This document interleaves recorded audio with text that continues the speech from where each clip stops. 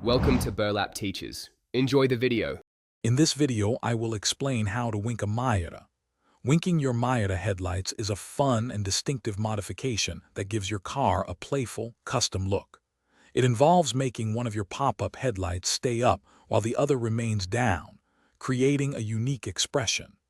This process is surprisingly straightforward, typically requiring just a few basic tools and a little understanding of your car's electrical system. Let's dive into how you can achieve this iconic Miata wink. To wink your Miata, it's essential to understand how the pop-up headlights operate. Each headlight assembly has its own independent electric motor, responsible for raising and lowering it. These motors are typically controlled by a central relay and a switch on your dashboard.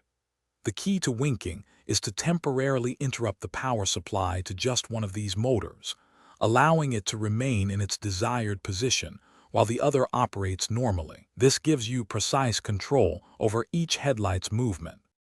The most common and straightforward method to wink your Miata involves a simple manual adjustment.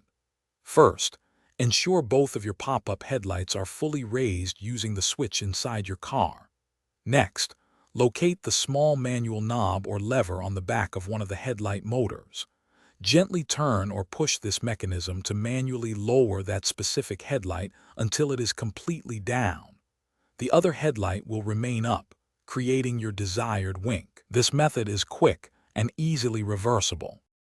When winking your Miata, always ensure your ignition is off to prevent any accidental electrical issues. The beauty of this manual method is its complete reversibility.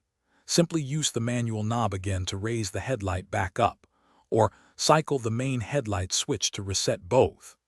For those seeking more advanced control, such as sequential winking or variable height, aftermarket controllers are available, offering greater customization beyond the basic manual wink. Enjoy your Miata's new expressive look.